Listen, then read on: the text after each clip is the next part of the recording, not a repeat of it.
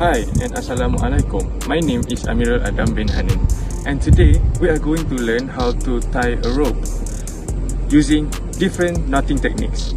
So firstly, we are required to have 2 ropes in order to do this activity. And here we go. So the first technique is called reef or square knot. Now we use both of these ropes. You connect both of them together like this, and then you twirl it around.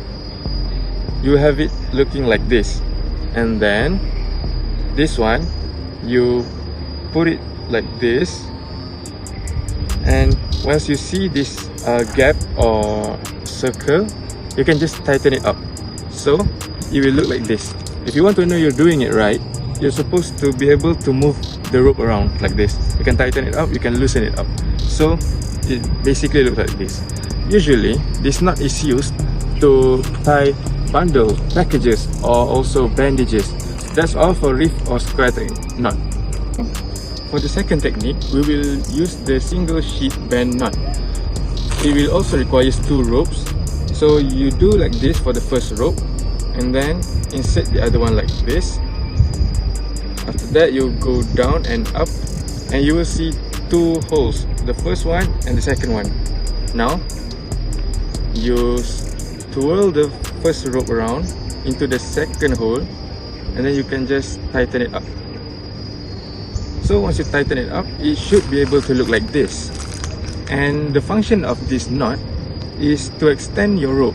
Basically, if your rope is too short, you can be able to lengthen it up using this knot. For the third knot is called double sheet band knot. Similarly to the single sheet band knot, first of all, you have to start it looking like this, and then insert this one into the hook like this, and then you go around the first rope, supposedly looking like this, but you make it twice. That's why it is called double sheet band, making it twice. And then supposedly there's a room here. You put the second rope into that hole, and then you can be able to tighten it up, and at the end it is supposed to be looking like this. So difference between the single sheet band is this will have a more secure knot. So for the next one, the knotting technique is called single bowline. So you first of all you make it like this.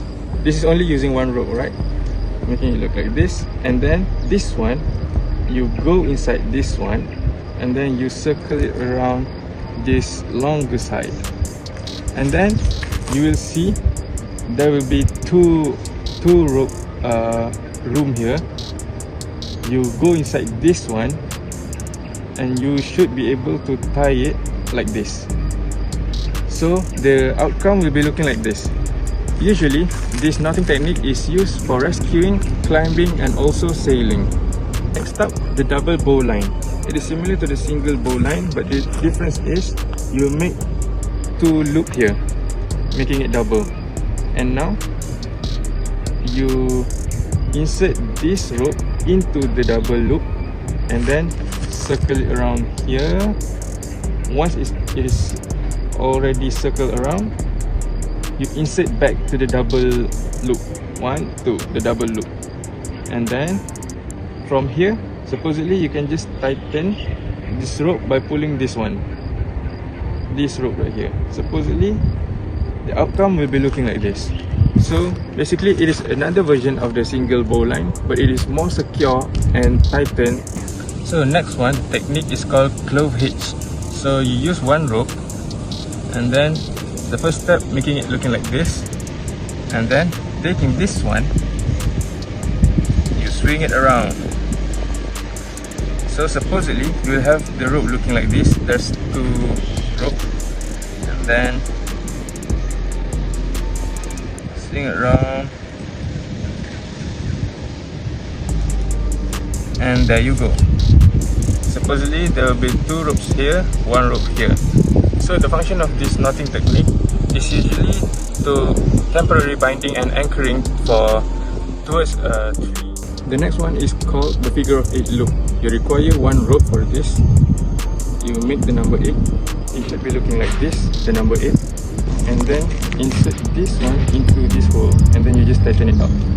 It should be looking like this. So the function of figure of 8 is that it can prevent slipping, or usually it is used in climbing. So basically it happens when, let's say, there's a gap and then it will get stuck into it. So it is for safety. So for the next one is figure of 8 loop. So starting off looking like this, and then you make it look like this.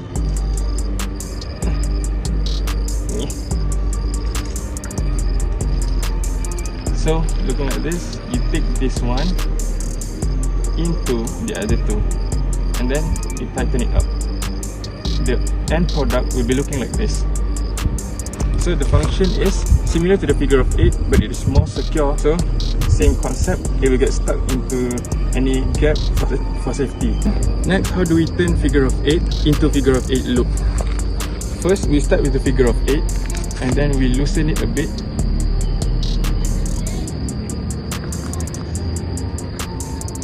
Okay, like that, and we just trace it back the way how it is knotted.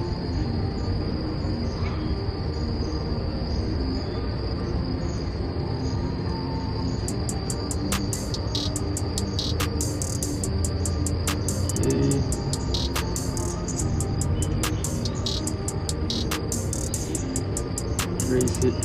Trace it, and the end product should be able to look like this.